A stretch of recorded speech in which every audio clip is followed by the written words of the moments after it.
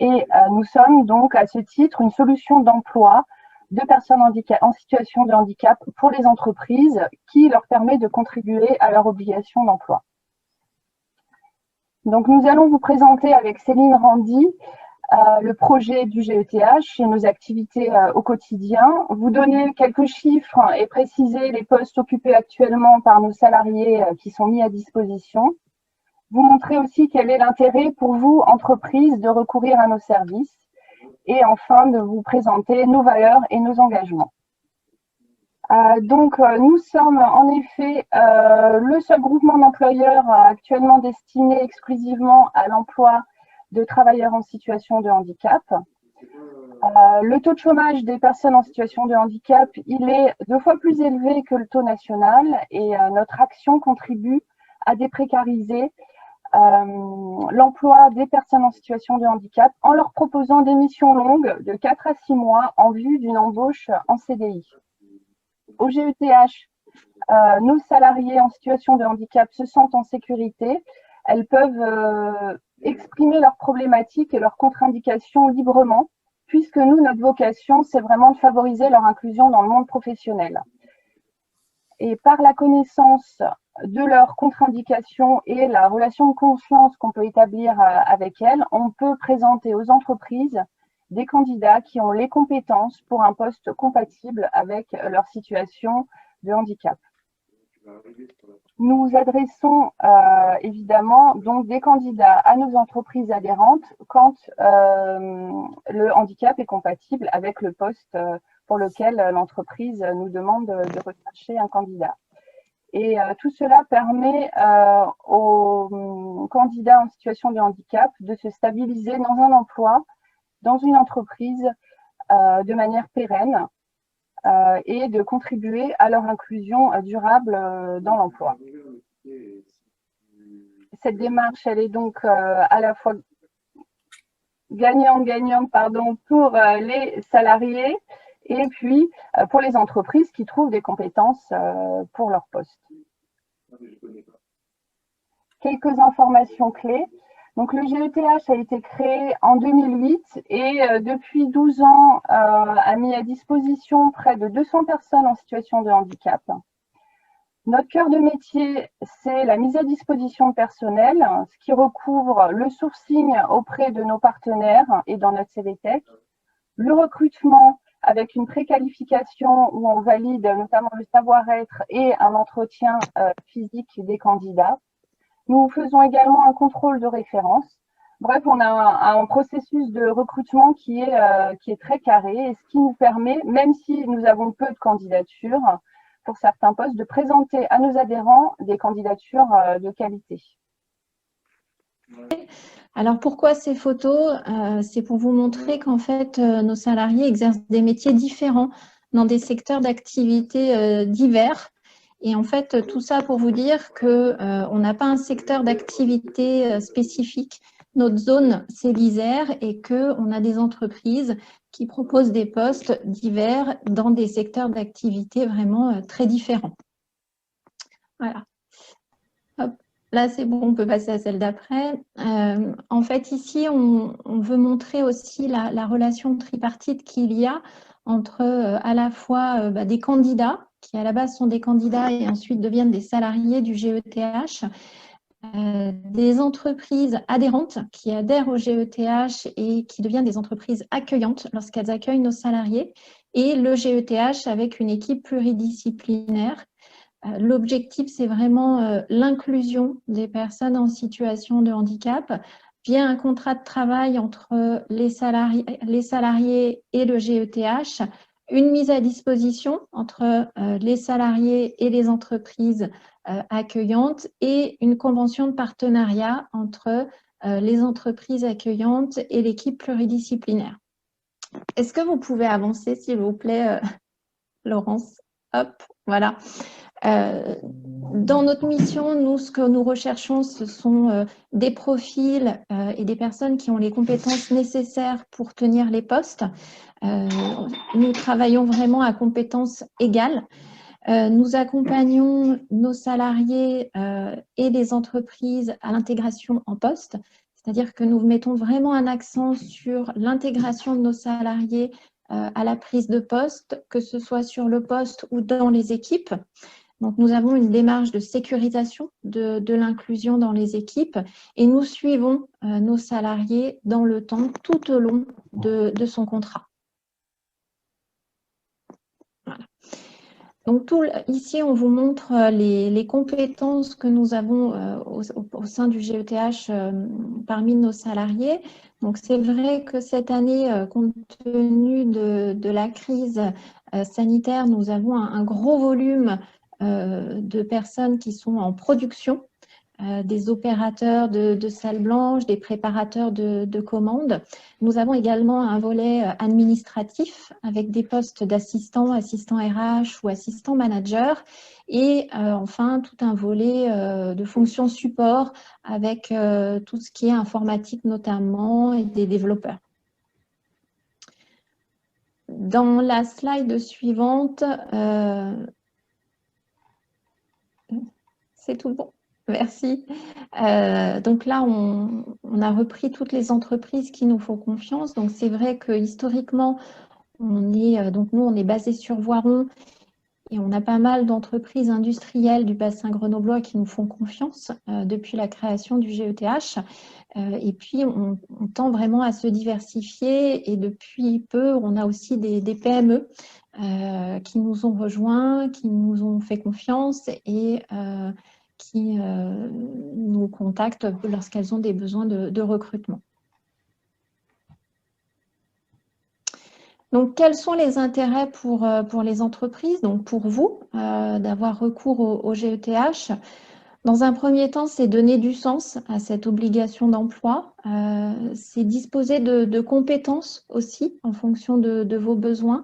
Comme le disait Aude tout à l'heure, c'est vrai que nous, quand on propose des candidats à des entreprises, il y a tout un travail en amont qui est fait par les chargés de mission de validation du profil, de l'expérience et des compétences nécessaires. On fait des contrôles de référence systématiquement également. Ça nous permet également de fidéliser du personnel qualifié, formé, qui connaissent l'entreprise et les technologies, de déléguer le recrutement et toute la gestion administrative du personnel à une structure, de sécuriser le recrutement et l'intégration des personnes en situation de handicap. Comme je le précisais, nous, en tant que chargés de mission, on accompagne le salarié, mais également le manager, l'équipe et l'entreprise dans l'intégration de nos salariés. Ça permet également de bénéficier d'un accompagnement dans l'entreprise et d'un suivi dans la durée, de sensibiliser les acteurs de l'entreprise pour faire évoluer les mentalités et puis en tant qu'entreprise adhérente, de pouvoir intégrer un réseau d'entreprises et d'échanger sur ces pratiques de management. J'ajouterais peut-être, oui, pour les intérêts pour les entreprises, effectivement, nous sommes un groupement d'employeurs et on fonctionne avec de la mise à disposition de personnel, donc en quelque sorte comme de l'intérim, sauf que nous proposons des missions longues.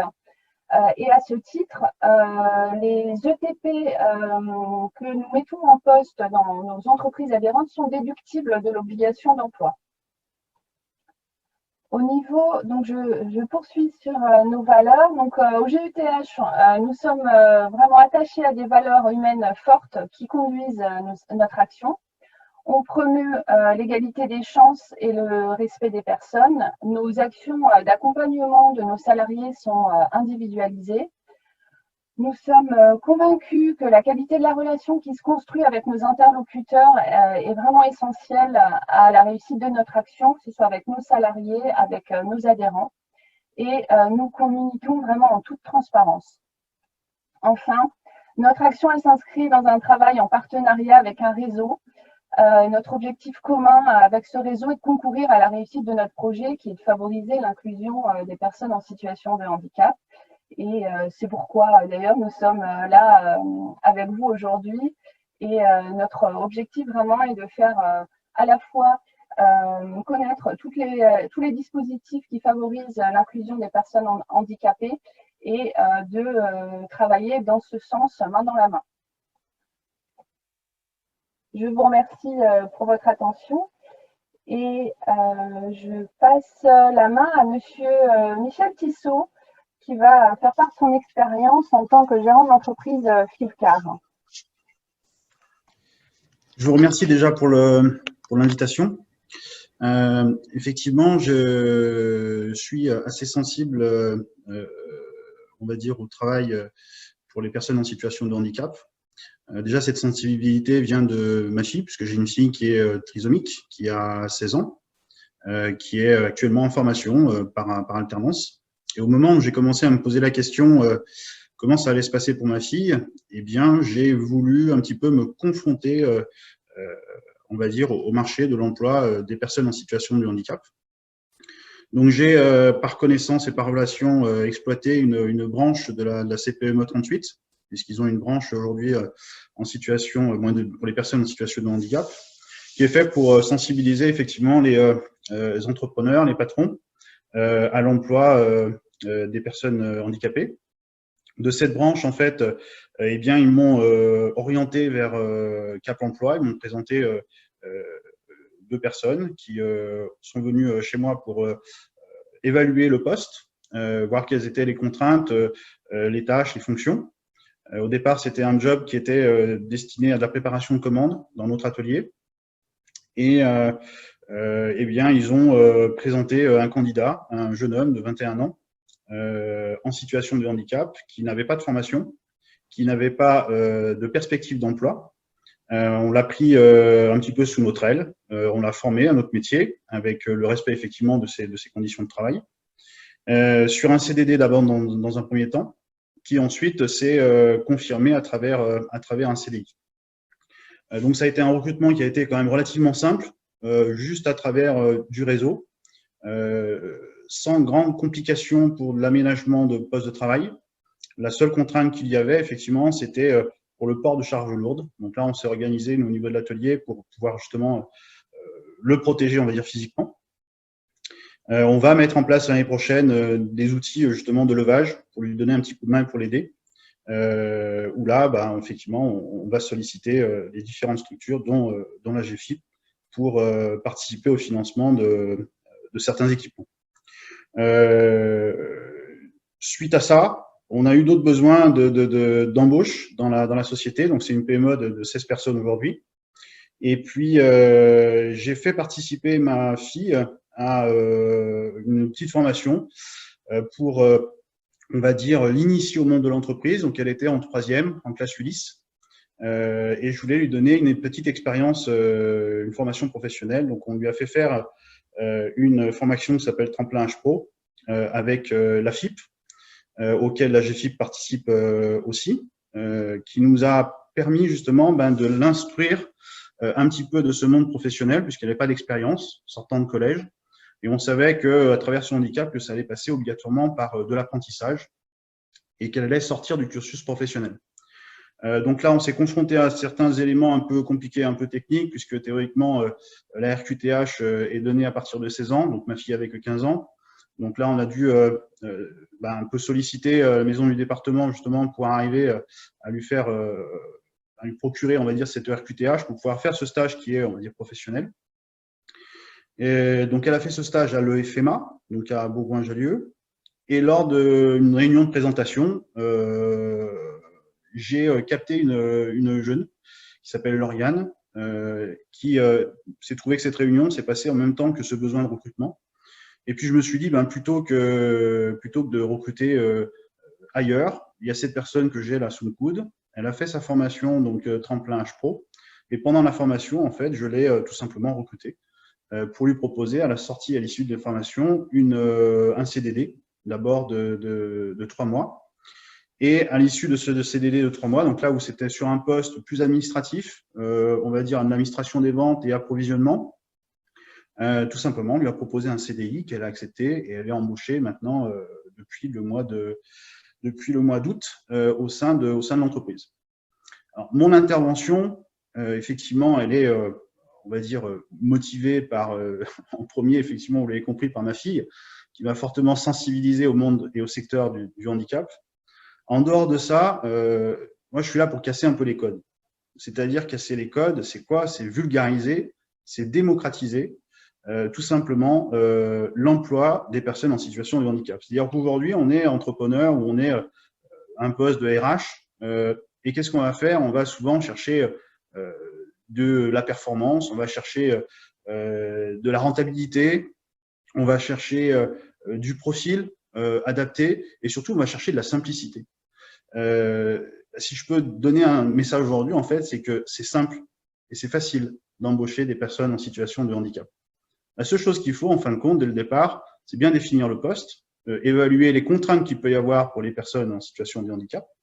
Et puis surtout, il y a un mot qui me vient et que je provoque un petit peu à chaque fois lorsque j'interviens dans ce genre de réunion, c'est l'envie. Il y a un seul mot à retenir finalement, c'est l'envie. Il faut juste avoir envie plutôt que de se limiter aux personnes, on va dire, que je peux qualifier de totalement valides, ouvrir un champ supplémentaire aux personnes totalement valides et aux personnes en situation de handicap. C'est juste avoir un regard légèrement plus large que ce que on peut avoir jusqu'à maintenant. Donc voilà, si je peux résumer un petit peu mon expérience de papa, bien sûr. Donc c'est facile pour moi d'intervenir puisque je suis directement, on va dire, sensibilisé. Mais je suis fortement sensibilisé aussi comme patron, comme gérant, puisque derrière, j'ai aussi, moi, ce besoin de rentabilité. Et aujourd'hui, moi, je peux vous confirmer que les personnes que j'ai dans la société viennent contribuer à cette rentabilité et à cette performance, qu'ils soient en situation de handicap ou pas. Et après ces 2-3 années, je peux vous confirmer qu'aujourd'hui, le handicap, il est totalement balayé. Et je peux vous donner aussi une autre information, c'est qu'il y a une certaine satisfaction personnelle en tant qu'employeur, au même titre, je pense, pour les personnes qui travaillent dans les services RH, quand on va recruter des personnes qui sont comme ça, des fois sans emploi ou en reconversion, il y a une satisfaction personnelle, une certaine fierté, mais aussi beaucoup d'humain derrière ça, qui procure un bien personnel, que ce soit pour moi en tant que gérant ou en tant que recruteur, mais aussi pour l'équipe qui travaille autour. Voilà ma petite contribution ce matin pour vous. Donc voilà, si je peux vous sensibiliser sur 3 mots qui seront la vulgarisation, la démocratisation et surtout l'envie. Merci beaucoup, merci de ce témoignage. C'est que cette branche handicap ne vient pas toute seule dans le secteur de l'entreprise. Si on ne s'y intéresse pas, il y a quand même des filtres. Il y a énormément de filtres par rapport à ça. Déjà, il y a une peur, il y a une crainte, je pense. Mais pour moi, il y a un manque aujourd'hui de communication. C'est pour ça que je me mets à la disposition un petit peu des fois de la FIP, où j'interviens de temps en temps lors des formations ou lors de réunions. Pourquoi? Justement pour casser un peu les stéréotypes, les impressions ou les standards, parce que on n'est pas spécialement sollicité. Je n'ai jamais été sollicité en tant que patron pour justement de l'embauche de personnes en situation de handicap.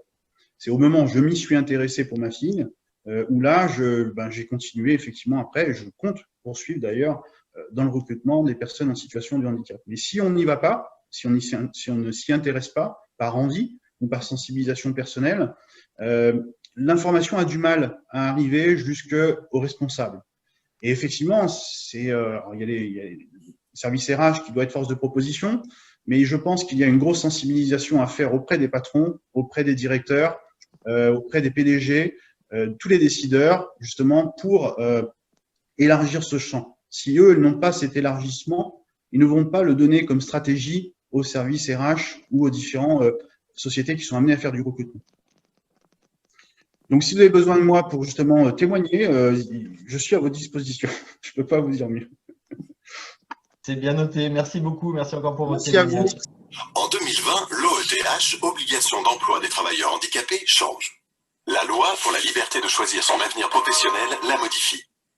Si aujourd'hui vous avez recours à la sous-traitance pour la fourniture de biens et de services auprès d'entreprises adaptées, des AT ou de travailleurs indépendants handicapés, vos collaborations avec les secteurs protégés et adaptés continueront d'être encouragées, car elles jouent un rôle majeur dans les parcours d'emploi des travailleurs handicapés. La réforme fait évoluer la façon dont est prise en compte la sous-traitance. Vous pourrez bénéficier d'une déduction pouvant aller jusqu'à 75% du montant de votre contribution. Comment est calculée cette déduction ? Son montant correspond à 30% hors taxe du coût total de la main-d'œuvre des prestations réalisées. Le montant de la déduction tient compte de votre taux d'emploi. Si votre taux d'emploi est inférieur à 3%, le montant à déduire est plafonné à 50% du montant de votre contribution. Si votre taux d'emploi est supérieur ou égal à 3%, le plafond passe à 75%. Le principe est simple. Plus vous employez de salariés handicapés, plus le montant à déduire de votre contribution au ETH est important.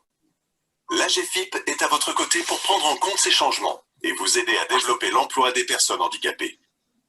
Accompagnement emploi handicap sur mesure. Proximité et réactivité. Aide financière. Réseau de référents handicap.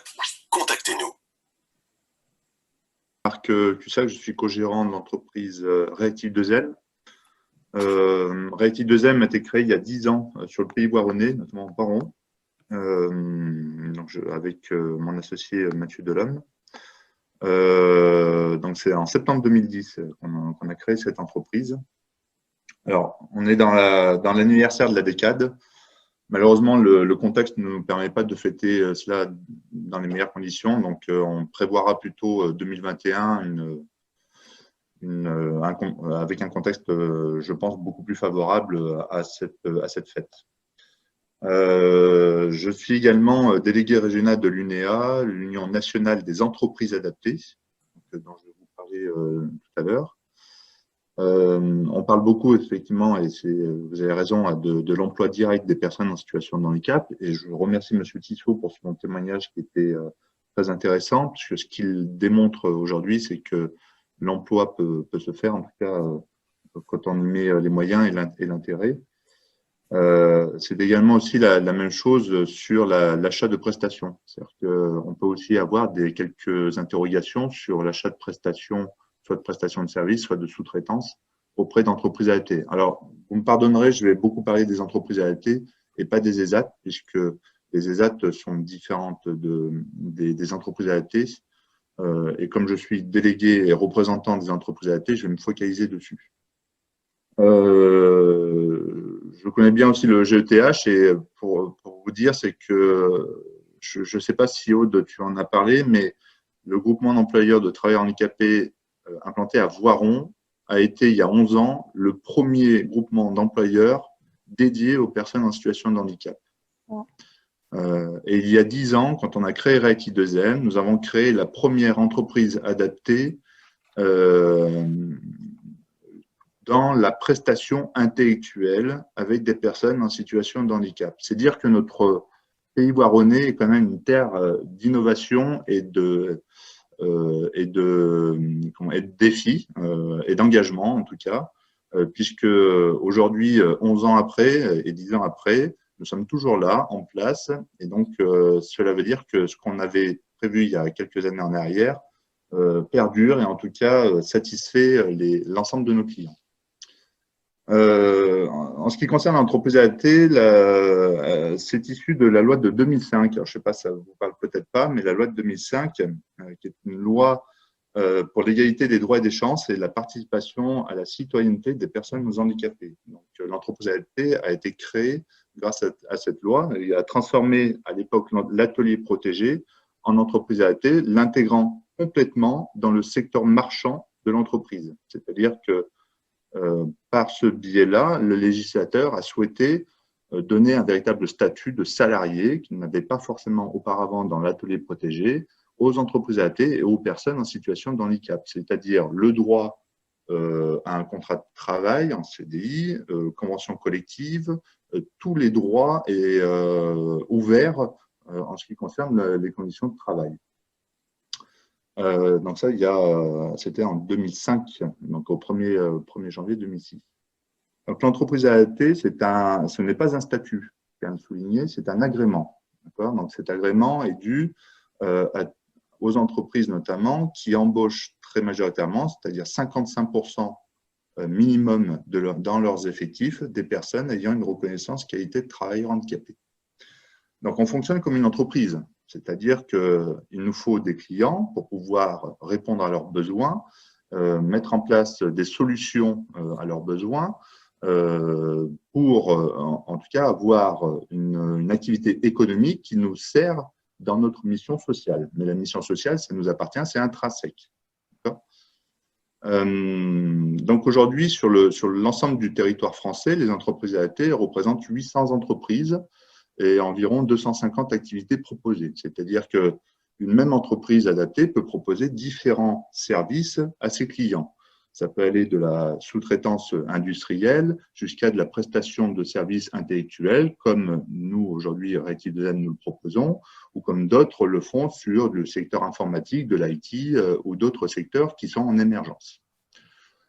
On a un impact aujourd'hui territorial. Territorial, pourquoi? Puisque en tant qu'entreprise, on a aussi des besoins et des consommations. Donc, on a un impact économique d'achat et un impact social d'embauche de personnes en situation de handicap par le biais de notre activité économique. Ce qu'il faut savoir, c'est qu'aujourd'hui, une entreprise adaptée, son budget de fonctionnement est réparti entre 15% d'aide à la compensation de l'emploi très majoritaire de personnes en situation de handicap et 85% de chiffre d'affaires.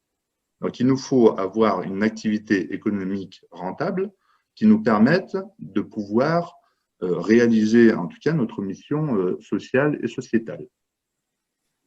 Sur la loi de 2008, effectivement, il y a eu quelques transformations. En tout cas, la loi de 2018, pardon, a réaffirmé la vocation sociale, sociétale et économique de l'entreprise adaptée, avec la possibilité qui lui est offerte aujourd'hui d'avoir ce qu'on appelle des expérimentations jusqu'en 2022, notamment avec le CDD tremplin et la possibilité de créer des EATT, des entreprises adaptées de travail temporaire. CDD tremplin, ce sont des CDD de 4 à 24 mois qui sont bien inspirés de l'entreprise d'insertion. Donc, ce sont des CDD qui permettent notamment de construire le projet professionnel et qui a vocation à permettre à la personne d'aller par la suite sur une sortie positive d'une entreprise classique. La mission de l'entreprise adaptée, en tant que telle, c'est une mission sociale d'accompagnement au projet professionnel, à la montée en compétences et à travailler sur la mobilité des personnes, soit en interne, soit en externe, si c'est le souhait de la personne. Donc, on n'est pas sur une entreprise tremplin, en tout cas, et puis ça a été encore une fois réaffirmé par la loi de 2018. Généralement, sur la moyenne nationale, 86% des contrats en entreprise adaptée sont des CDI. J'ai parlé des activités proposées qui sont très larges. Alors, ça s'explique selon deux paramètres, les activités très larges. En moyenne, une entreprise adaptée, c'est 30 personnes, 30 salariés et 6 activités proposées différentes. Alors, pourquoi il y a autant d'activités? Pour 2 raisons. La première, c'est que notre mission, c'est d'embaucher des personnes en situation de handicap dans des conditions adaptées à leurs capacités, à leur potentiel. Ce qui veut dire que si on en reste sur une seule activité, on ferme le choix à d'autres personnes dont l'activité ne correspondrait pas. Donc, c'est pour ça qu'on ouvre en tout cas les activités de manière à ce qu'on puisse répondre à ce besoin social des personnes en situation de handicap. Le deuxième, c'est aussi de répondre à des besoins clients. Les clients aujourd'hui, vous êtes des entreprises, donc vous le savez, ont besoin de réponses complètes. C'est-à-dire que moins on a de fournisseurs, mieux c'est. Et donc aujourd'hui, les entreprises adaptées se sont aussi constituées au travers des besoins identifiés des clients, en tout cas des besoins économiques territoriaux dans lesquels ils sont implantés, et des opportunités, puisqu'on est aussi des entrepreneurs sociaux, mais des entrepreneurs, des opportunités économiques qui nous ont permis de mettre en place des activités économiques, effectivement, correspondant aux besoins du territoire. Donc, sur la partie contributive, c'est-à-dire que, tel qu'il a été dit auparavant, on prend 30% du chiffre d'affaires manufacturé réalisé avec les entreprises adaptées que l'on va venir déduire du montant de la contribution restant due. Et effectivement, il y a deux cas, soit vous êtes en emploi direct inférieur aux 3%, soit vous êtes en emploi direct supérieur à 3%. C'est la petite case en bas à droite sur la contribution due. Si vous êtes en dessous des 3% en emploi direct, vous allez pouvoir déduire jusqu'à 50% de cette contribution restant due en achat. D'accord ? Et si vous êtes au-dessus des 3%, vous allez pouvoir déduire jusqu'à 75% du montant des achats. La règle est simple, c'est 30%. C'est-à-dire qu'avant, on avait effectivement des coefficients qui étaient différenciés en fonction de la taille de l'entreprise. Là, ce qui est bien, c'est qu'on a été, notamment pour les PME, parce que les 30% étaient réservés plutôt pour les grands groupes, c'est-à-dire les entreprises de plus de 750 salariés. Et puis après, on avait 25% et 20%. Donc pour les PME, c'est avantageux aujourd'hui pour les PME puisqu'ils peuvent déduire, comme tout le monde, 30% de ce montant-là. C'est-à-dire que si vous réalisez 10 000 € de chiffre d'affaires manufacturé avec une entreprise AAT, vous récupérez les 3 000, vous allez pouvoir déclarer 3 000 € au titre de la contribution restant due.